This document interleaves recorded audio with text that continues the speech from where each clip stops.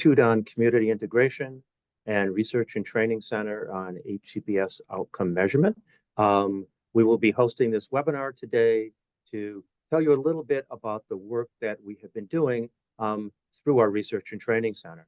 But before we start, I'd like to have each of my colleagues introduce themselves. Renata? Hello, everyone. I'm Renata Ticha. I'm one of the co-directors of the RTC on Outcome Measurement, senior researcher at the Institute on Community Integration. Matt? Hello, I'm Matt Roberts. I am work at the Institute on Community Integration as well, and I have been the research coordinator on this center. Alec? Thank you, Brian. My name is Alec Nice, and I also work here at the Institute on Community Integration as a research fellow and data analyst. And also, we should acknowledge some of our other colleagues who are not presenting with us today, but are part of the team, James Houseworth and John Smith. Okay, so what we're going to do today is provide you with an introduction to the Research and Training Center and the work we're doing, review some of the Research and Training Center resources, because in addition to developing measures, we've actually been developing resources for stakeholders in the HCBS outcome measurement process. We'll talk a little bit more in depth about our Research and Training Center measures, and then hopefully engage you in a discussion of the future of those measures, because we certainly would like to see them used. So we first like you to know that we want to basically thank our primary partners on this project, our colleagues at Temple University, University of California, San Francisco, Ohio State University, and Brandeis University, and of course our funder, the National Institute on Disability, Independent Living, and Rehabilitation Research, part of the Administration on Community Living. They have been extremely supportive as we have moved through this process. So the mission of the Research and Training Center on outcome measurement really focused on, in a number of different ways, improving HCBS measurement and measure development capacity. One of the things that we believe is that we still have quite a bit of progress to make in this area, although we have made a ton of progress over the last decade or so, both with respect to the development and testing of outcome measures that work at various levels, a state level for compliance, a provider level, and an individual level. And we also wanted to develop resources to enhance the quality of HCBS outcome measurement, its knowledge, especially among provider agencies, and its use. I'm going to turn things over now to Matt, and he is going to give you kind of a quick tour of the Research and Training Center's website, where a lot of the resource material that we have developed over the last years can be found. Matt? Thank you. Yes, so I've oriented us to the RTCOM website. We recently redesigned this to really make access to our products easier for people. So on the front page, it's going to have really links to a lot of the things that Renata and I are going to talk about, our research briefs, our peer-reviewed articles, case studies of measurement programs, and our educational modules on HCBS measurement.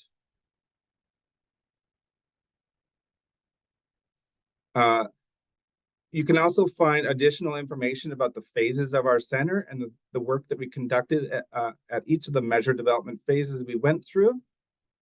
And you can also go over to the RTCOM measures and learn about our measures more in depth.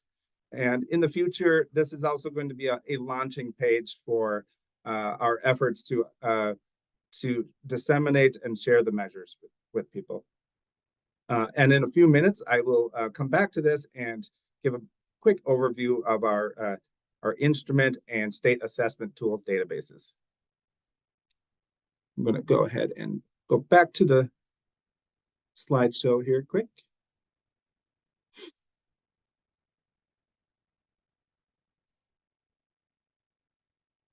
Okay, and I'm just going to talk about a couple of those resources real quick and then turn it over to Renata. So first of all, our center has developed a number of measurement educational modules. Each of these modules are covering separate topics around HCBS measurement. These modules kind of start with things like sampling, how you develop measures, how you make measures person-centered, and then they move into more advanced topics along the way. So the modules build upon the content of previous modules, but also with this set of modules, we went around the country looking for experts in HCBS measurement, and we interviewed those folks and sort of inserted some of those great clips from them into the modules themselves to kind of provide a little supplemental content to the modules. And then each module also ends with short knowledge assessments. And Renata, did you want to go over the brief series? Sure. So I'll just sort of piggyback on what Matt just said. With the modules that we have created and some of the other materials for administering the measures, we will be utilizing as we are disseminating our measures we'll talk about towards the end of this webinar. So another set of products that's available on the website free of charge is the brief series, and it's really about some of the topics that are included in the modules, but they focus really about the rigor of assessing instruments for outcome measurement. So how do you make them psychometrically sound, the development process, approaches to the measures, and then involving stakeholders in measure development, and then, of course, in the process of measure administration and adoption. The other thing that's available on the website are case studies, because as we were developing the center and starting to develop our measures, we wanted to make sure that we also pay attention to some of the big measurement programs in the US. So National Core Indicators, of course, IM4Q in Pennsylvania, and Quality of Life Outcomes, CQL. And so we have case studies presenting those programs that people can then check against our program of measures and measures that we have developed. And those case studies include different components of the measurement programs, including the commitment from the agency, stakeholder involvement, training, technical assistance they provide, and then how do they use the measures for data-driven decision-making. And this is actually a published material, so it's a special issue on HCBS outcome measurement in the Frontiers Journal, and it's open access. There are many articles from the US, but also internationally on different approaches to outcome measurement for people with disabilities. So there's a link on the website to that issue if you're interested in a peer-reviewed publication. There is also a publication on risk adjustment, which was one of the studies, one of the projects of the center.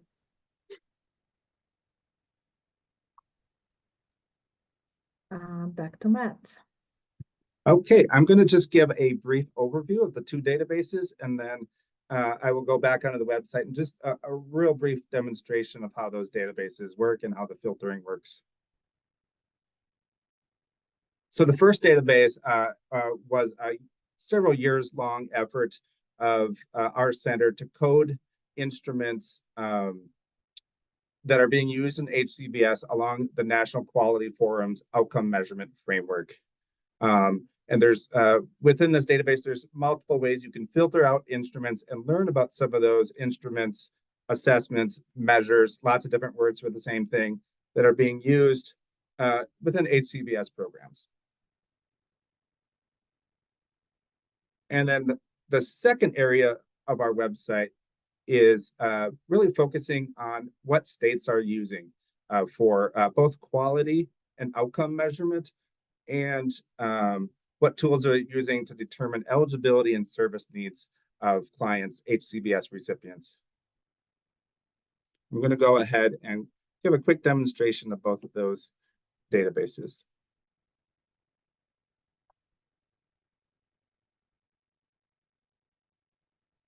All right, and I'm back on the RTCOM website, and there's a link from that homepage to both the instrument database and the state tools database.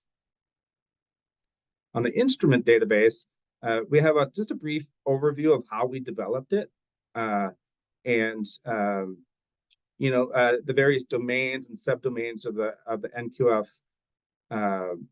framework. It shows a little bit about the types of items that you'll find in the NQF frameworks, and the different domains of the framework that are covered by the items.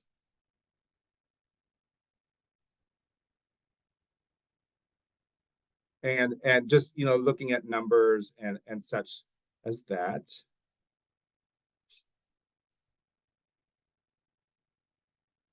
And then this will get you right to the database, where you can look at all of the instruments, or you can kind of select by the types of domains that those instruments measure. So if you were interested about caregiver support, you could find a couple of instruments that are being used or could be used to learn more about the amount of caregiver support that someone receives. If you were interested in choice and control, you could select and filter by that. You can also look at things like who is responding to these instruments. Is it the person? Is it the provider, a proxy? And there's a number of other filters, including things like what population the measures are intended for, or populations. And each of these areas will also, so if you click into a specific measure, they'll give a number of different forms of information, include citations and how the items are coded onto the framework, and things such as if there's any psychometric evidence and what those citations would be. That's just a brief overview. There's a wealth of information in these databases if you're interested in the types of measures that are being used within HCBS. So if you go back to the home page, you can select State Assessment Tools. That's the other database. And here you can select an individual state if you want, such as Montana, and learn about the different waiver programs in Montana and the types of tools that are being used with those waiver programs to determine whether someone is eligible, the supports they need, and you can look at what they're using for quality and outcome measurement within those programs. And this has similar filters as the instrument database does, where you can look at the types of waivers, the population, and those kind of filters. That is a brief overview. There's a lot of information on those websites, those databases, excuse me. And I'm going to, and then there's a couple of things that are coming soon in the spring 2024. We're working on a number of publications related to the measures, the methods we used, and we're also publishing the last 4 of our educational module series. These ones really cover ethical measurement and psychometrically sound measurements such as validity, reliability, and those kind of topics. And then lastly, we have a knowledge translation series, which is being developed. And that's really covering a lot of topics, including plain language versions of our measures themselves, talking about how you can take part in measurement, why you should take part in measurement of HCBS, and also a number of areas of advocacy advice for achieving better outcomes, especially in those areas that we've developed measures. Now I'm going to bring it over to Brian to talk a little bit more about our measures themselves. Right. We would like to talk a little about those today. We're not going to provide you with in-depth information about the results of either the pilot or the field study, but just give you some samples of some of the information we found. As I think my colleagues have said earlier, these measures were developed basically to be used in conjunction with the National Quality Forum's outcome measurement framework for home and community-based services. And we started our path down this road by taking the HCBS outcome measurement framework that they had developed and validating it with a wide variety of stakeholders, almost 400 individuals who represented state programs, providers, family members, and people across kind of a host of disabilities themselves to see whether what the experts came up with was something that they thought was actually going to be measuring the most important aspects of outcomes. And by and large, we got a lot of support for the framework. There were a couple of revisions that we made to it, specifically the importance that people with disabilities and their families placed upon employment, led to us developing it as a separate domain. Also, we expanded the notion of transportation and made that into a separate domain just because of how critical transportation is to people being able to access the resources that are available within their cities, their towns, and their communities.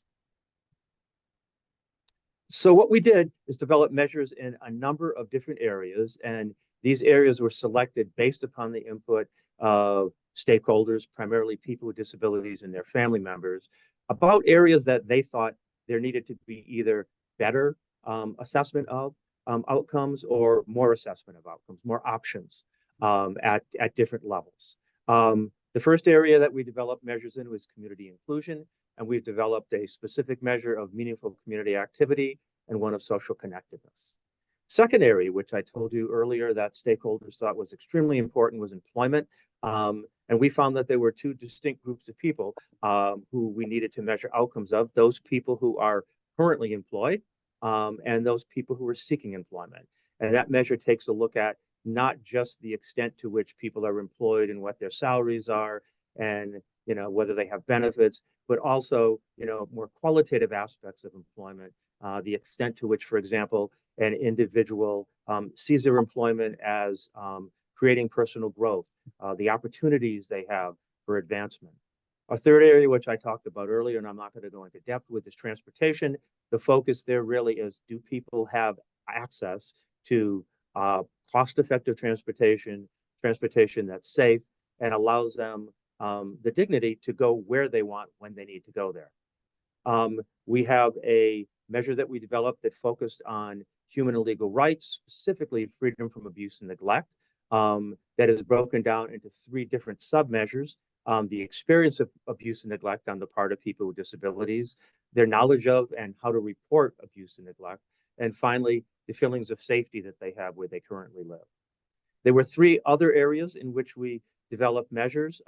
One was consumer leadership and system development. Another was person-centered planning and coordination. And the final one was person-centered life outcomes and goal attainment. An example of how we develop those measures and what the measures look like, since we can't kind of basically throw them out to you on a webinar today, is choice and control. We designed this measure really to determine the extent to which HCBS recipients make important decisions and exercise control both over their daily lives and the services and supports that they receive. The items that we've created allow a determination of whether the areas in which people are currently exercising control are important to them, and the degree to which the level of control they have is consistent where the desired degree of control and choice, as well as the absolute degree of control that they have. So we have 21 measures or 21 items in our measure of choice and control over daily life. 3 of those items are global and are meant to give you kind of a broad picture of the individual's level of choice and control. 18 are more specific and get into much more specific areas. We have 20 items that focus on choice over services and supports. Again, 5 of those are global and give a broad picture of the individual's degree of control over choice and supports, and 15 are more specific. And then we have 5 items specifically for those individuals who are taking part in self-directed support programs. Now, the way this measure has been developed, not only can we have metrics that focus on the absolute degree of control people have, but also the extent to which they are able to exercise self-determination in their lives, which as we defined it, has to do with people exercising the degree of control they desire over those things in life that are important to them. I'm going to turn things over now to Renata, who's going to talk about kind of the measure development history or the process that we went through in developing these measures. So as much as it was important to us to involve as many stakeholders as possible, including, of course, people with disabilities, it was as important to follow a very vigorous measure development process guided by National Quality Forum, but also by general psychometric principles as defined by the American Psychological Association and similar organizations. And so we paid a lot of attention to the steps that are important and necessary to develop a measure at the end of where we are now with our center, that actually people can be confident in adopting those measures with some confidence in their reliability and validity. So we started with measure concept development. Each of our measures has a blueprint that guides the concept of that measure, such as choice and control, freedom from abuse and neglect, for example. We then engaged an expert panel review, so experts in the field who were reviewing these concepts. We developed a cognitive testing protocol in which those items were tested for several aspects, including comprehension of the items and also understanding of the response options.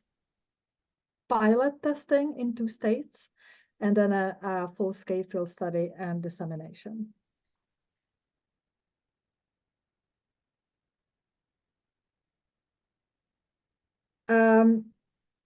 The development, as I said, of those blueprints was guided, in addition to NQF and APA, by current research literature.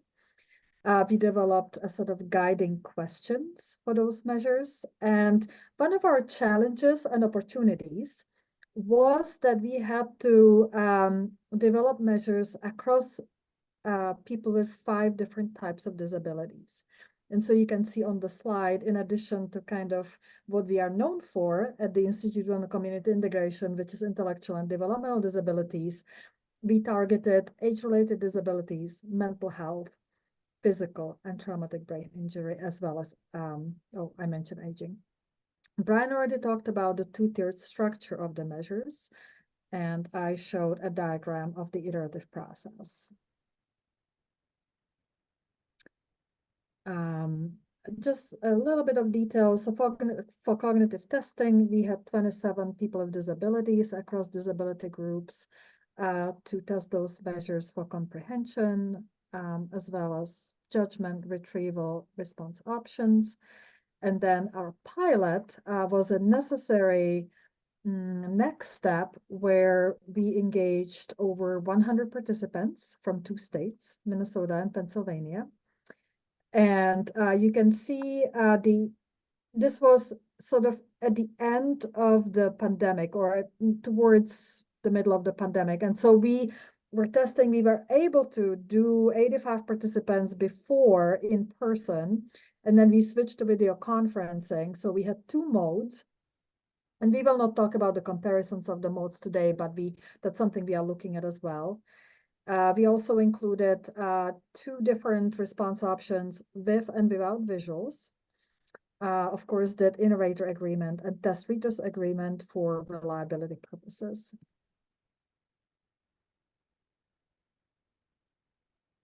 Our representation was by age, 22 to 101 years old, so there was quite a range. We had distribution across race, ethnicity. Also, we had more urban, suburban participants, but also we had a good representation, 31 persons from rural areas.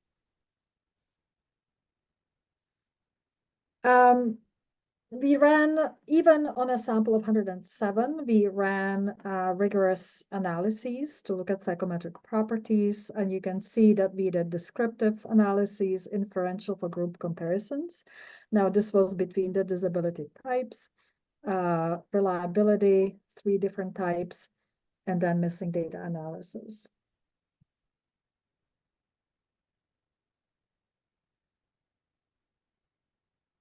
And I'm just going to conclude before I hand it over to Alec that the initial pilot results were very positive. We did get high reliability coefficients for the measures. There were a couple measures, namely freedom from abuse and neglect, that had a slightly lower reliability coefficient. So we did quite a bit of revision on the measures that we didn't see as performing the best. So, and those revised measures then went into a full-blown field study of testing those measures that Alec is now going to talk about. All right, thank you, Renata. So as Renata mentioned, I am going to talk a little bit in detail about the field study that we just recently completed. So again, as said previously, these measures are based on the National Quality Forum HCBS framework and also were the results of revisions after the pilot study. Again, targeting the same disability groups that Renata mentioned previously. And the field study was to get a wide-scale reliability and validity evidence for these measures in a nationwide sample. And so what I'm going to be talking about a little bit later is the psychometric characteristics and factor analysis of one specific study to sort of give you a flavor, or one specific measure, I mean, to give you a kind of a flavor of the kinds of analyses that we're doing and what we're going to be doing in the future. So again, participants were asked to up to 3 time points complete the measures at about 4 to 6 months apart. And this is going to be part of a longitudinal analysis and analysis of sensitivity to change to make sure that the measures that we're developing can actually detect change, if true change, across time points exists for participants on these different outcomes. And then, of course, due to the pandemic, all of the administrations have been done through remote or video conferencing. And then when the pandemic restrictions were lifted at some point, some collection sites were able to move to in-person data collection if they chose to. And again, we'd really like to thank our field study data collection partners, Temple University, University of Kansas, Brandeis University, Utah State University, University of Arizona, and Clarent Quality Solutions. We really appreciate their help in this data collection effort. And so here is sort of a word cloud of the HCBS providers, and the size of the word cloud, of course, is how many participants we were able to get collected from each of these providers. In total, we had 67 HCBS providers nationally to help us with data collection. And unfortunately, with the pandemic, there were staffing shortages. So that did limit the total number of providers that we're able to have as part of our study. And so for the longitudinal sample currently, we have 305 HCBS recipients that completed time 1. And of those, 203 completed the second time point. And then of those, 168 completed all 3 time points. And so here is some more characteristics of the sample. This will look similar to some of the results we presented for the pilot study. We had a non-random set of participants from 19 different states. The sort of highest representation states we had were from Florida with 66 participants, Pennsylvania with 62, and Kansas with 40. Age ranges were from 19 to 76 years. And we had total, and for the race breakdown, 212 individuals identified as white, 78 as black, and et cetera. And then these, you'll know, add up to more than the total sample size because some individuals identified as more than one race. And similarly, we started with both descriptive statistics and other sort of thorough analyses of the data. And these will look similar to the pilot study, and that's where we started, including different psychometric analyses, which I'll talk about in a bit for one of our current measures. And of course, there's going to be a lot more in-depth analyses as compared to the pilot study. And so to exemplify this, I'm going to talk a little bit about the social connectedness measure. In the social connectedness measure, we first began with initial reliability and agreement results, starting with internal consistency reliability as measured by Cronbach's alpha, test for test reliability, and then inter-rater agreement. And you can see some of the initial estimates we have for this, for these different metrics. And of course, published study will include a lot more information about confidence intervals and things like that, but just want to give you a flavor of kind of where we're starting with each of the analyses. And then for initial validity results, first started with the factor analysis, parallel analysis for each of the measures. Parallel analysis is exemplified on the right there with a scree plot. And so for the social connectedness measure specifically, we found that parallel analysis recommended retaining 2 factors. As you can see from the scree plot, we really have one strong single factor that's sort of driving the individual differences in results. And that is what we hypothesized for the measure to be. So that is very good to see. And when fitting the model with a one-factor factor analysis exploratory model, we did find moderate to high, as in 0.5 or higher, loadings on all but one single item. And this is, again, initial exploratory analyses to get a flavor of what the results are, but more thorough cross-validation approaches are going to be used in the future to investigate this further. And then for the social connectedness measure for differential item functioning, so this is looking at measurement bias across groups for the items. We use the generalized Mansell procedure to do this. Participants in this case are being grouped by different levels of service needs rather than by disability groups. The field has sort of moved on, and we would really like to see comparisons across different levels of needs for participants. And with this comparison, we did find one item as having some differential item functioning, which is seen there. And so again, more details on that in the future as to why this is sort of a problematic item for this measure and different ways we're going to approach resolving that. Right. So current and future analyses to be conducted. As I mentioned previously, sensitivity to change and longitudinal analysis, so comparison across time points. We also collected a general population sample through Mechanical Turk that we're going to be comparing results with our sample that we've just presented previously to sort of get a good comparison sample to the general population. Again, comparison across disability groups that I mentioned previously, supplemental measure analysis, which includes the person-centered and consumer leadership measures. Also the tier 1, tier 2 analyses that are going to be forthcoming. And of course, measurement development is always an iterative process. And so hopefully with more data in the future, more revisions, more refinement of the measures. And so the general takeaways for the entire analysis so far, good to excellent psychometric properties for the measures. Interviewers themselves and participants were generally positive about taking part in the interviews. And there were, of course, some challenges and successes with using the remote model of interviewing with data collection taking part or happening during the pandemic. But overall, the experience was a good one for participants. And just as an example here for the social connectedness measure we just spoke about, 284 interviews were in person, and then 374 were remotely administered. So there was a mix of both during the field study. And that's all for me. I'll hand it back over to Renata.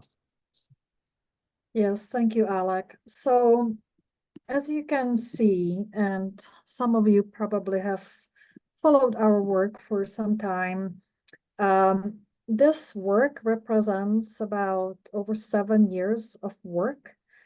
So including the resources, all the products, and of course the measures. We are very proud of our work. We now are at a phase where we need to disseminate the measures. We were funded to do this work by Administration on Community Living, federally funded work. So our measures will be disseminated free of charge. And they'll be disseminated based on the final refinements on the analysis that Alec described. So there'll be just some refinements made based on the results of the field study. And then the measures will be integrated into our refined and than RTC own website that Matt demonstrated for you. Now, one of the requirements for disseminating the measures to provider organizations will be a mandatory training that we have developed as we were administering our measures that we will make available.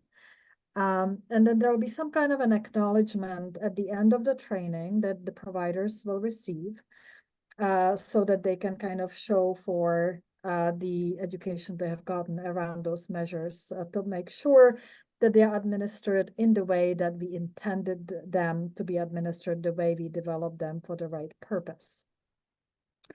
Another thing we would love to do is, as we are getting interest from providers to adopt these measures, is to develop some kind of a consortium in which we, of course, participate as the center who developed these measures and tested these measures as technical assistants, but also to be able then to hear from providers who have adopted the measures, to hear their experiences, and as Alex said, for kind of the continuous iterative process, improving the measures as we move forward in the field.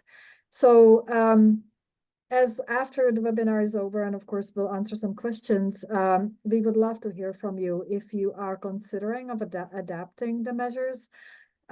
What's really nice about these is that they don't have to be adopted as a whole. You don't have to adopt all of the measures at the same time. They are modular. And so you can decide that, for example, you would like to test out the community inclusion measures without the others to begin with. That's absolutely fine. And so it's quite convenient to try to implement those in an area of need for your particular organization. We also will be asking, it's not going to be mandatory, but we'll be asking for agencies who do use the measures to share with us the identified data. The reason for that is to keep improving and keep the program of measurement alive. And so we'll have a procedure for that to submit those through the website with our assistance as needed. So I'm just going to ask my colleagues if they would like to add anything to the final measure adoption dissemination phase. I think I would just like to reinforce the fact that we see measure development as an ongoing iterative process. Rarely do measures get developed that are perfect from the get-go. One of the things we want to do is continue to improve the quality, not just of our measures, but with the other work that we are doing in the measurement field, measurement in general across home and community-based services, both measurement that focuses on eligibility and service determination, and that which focuses on outcomes. As we're moving toward more of a managed care approach to home and community-based services in many states, and many states talking about wanting to pay for performance, we need to make sure that we have measures that are psychometrically sound and defensible if we are going to tie performance to the funding that provider agencies get. And I think that's the minimum that provider agencies should be asking for from us. Matt, Alec, anything you'd like to add? No, I think excuse me.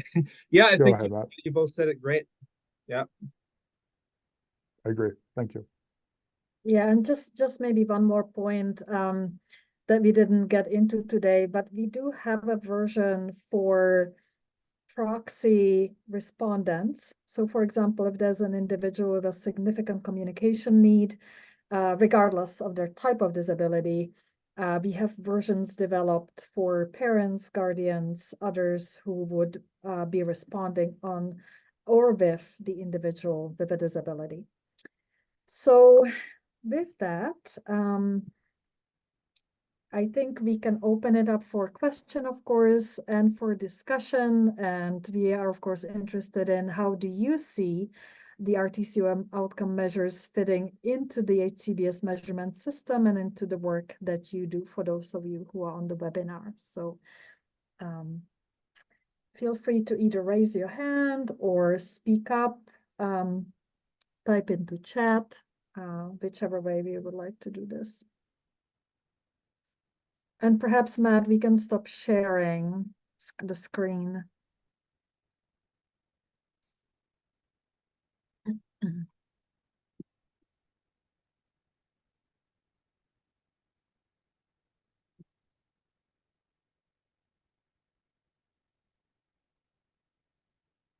So I saw a question, just a logistical question earlier in the question and in the Q&A, whether the slides will be available after the webinar. So I think we are making those available like we do for the other webinars, right, Matt, on the website? Correct. Yeah, they'll be posted to the website, and I'll send out copies of the slides to the list as well. Okay. Other questions or comments on any of the aspects of the presentation?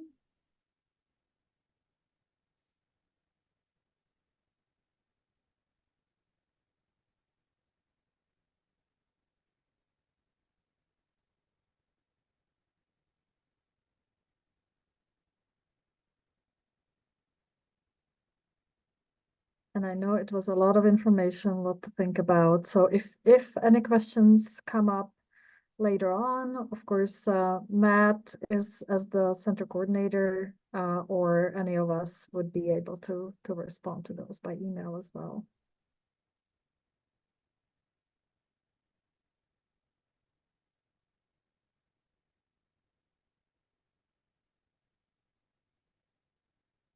Okay, well, if there are no questions, we'd like to thank you all for attending.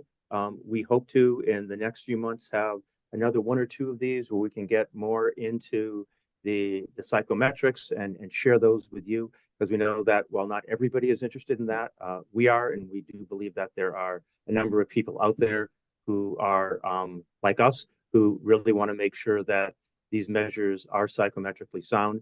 So we'll make sure that we announce those and have those available over the coming months.